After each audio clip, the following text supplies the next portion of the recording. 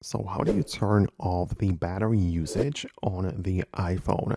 Let me explain the thing. If it's your first time in here on Foxtecc, subscribe so you don't miss videos like this one. So it kind of depends on what specifically you mean by that. But if you just want to stop like draining the battery, meaning that you stop usage by unnecessary features, what you could do is to temporarily enable the low power mode, which most people have in the control center. When you swipe down from the top right, you can see the battery icon right there. If not, tap the plus and add the control from the other hidden options, and that way you can quickly enable the low power mode and disable it, which limits some features, and it just makes sure that don't use the battery that much when you don't need to.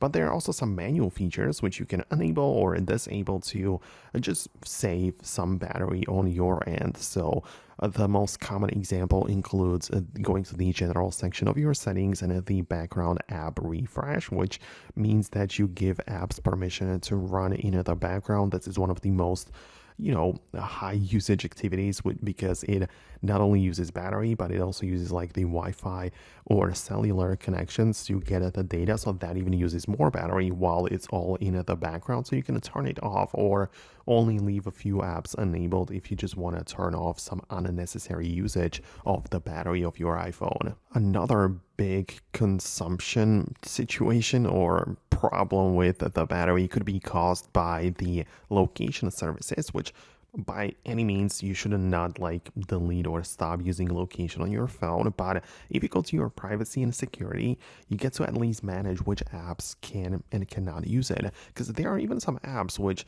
if you click on the options for that app, some apps might even ask to use your location all the time, right? So for example, if I go to Instagram, I have the location set to never. So even if I use the app, it doesn't use battery for location services, but there is the option for always. And if you have it set to always, it will mean that even if you don't use the app, it is still using the battery to know where you happen to be. So that might be something which you may not be too happy about in terms of the battery usage. So that's something that you can most definitely track in here. And yeah, some other like random features are part of this as well, like the screen brightness, and some people even go as far as enabling the dark mode, because on the OLED display it uses less energy. So yeah, you can lower down the brightness, enable the dark mode, and get the most out of your battery if you really need to stretch it for longer periods. But